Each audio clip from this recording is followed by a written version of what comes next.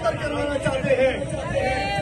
हम ना रोडें बंद करते हैं ना कानून को हाथ में लेते हैं, लेकिन एहतजाज करना, असेंबली करना, मार्च करना हमारा आईनी हक है। और मैंने ये सुबह ही पैगाम दे दिया था मुराद अली शाह साहब को। फिलहाल जरदारी कहते हैं कि आपकी जमहूरी हुकूमत है, तो मैं कहता हूं मुराद अली शाह उठाए मरियम के अध्यक्ष कदम पे नहीं चल रहा, उसने जुल्म किया हुआ है, लाहौर में गिरफ्तारियां जारी की हुई है। हमारा हक हमसे ना छीनो, हम अपना हक लेकर रहेंगे। हम ये समझते हैं कि अली बाबा और 40 चोरों ने हमारे मैंडेट पे डाका डाला। चीफ इलेक्शन कमिश्नर और उसके मेंबरान ने हमारा मैंडेट पे डाका डाला। इन्होंने आइन तोड़ा, आइन को हाथ में लिया। तो मैं समझता हूँ आइन तोड़ने की सजा आर्टिकल 6 लगता है और आर्टिकल 6 की सजा फांसी का फंदा होता है।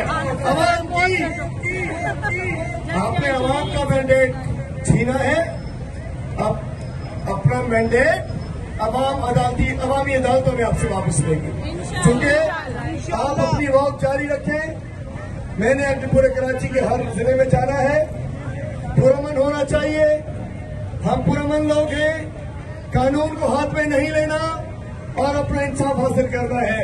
सब जिम्मेदारान है माशाल्लाह। हमारे एमएलए साहब मौजूद हैं, हमारे इलेक्टेड एमपीएस मौजूद हैं, खुरंगी के तीनों एमपीएस मौजूद हैं और हमारे चेयरमैन साहब भी मौजूद हैं, हमारे ज़िले सदर भी मौजूद हैं, हमारे ओहदेदारान मौजूद हैं, हमारी बहनें, हमारी खवातीन मौजूद हैं, हमारे नौजवान मौजूद हैं।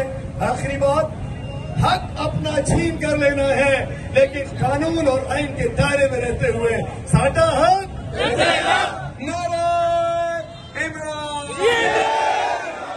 बचाएगा पाकिस्तान, तेरी जान मेरी जान, रिहा करो रिहा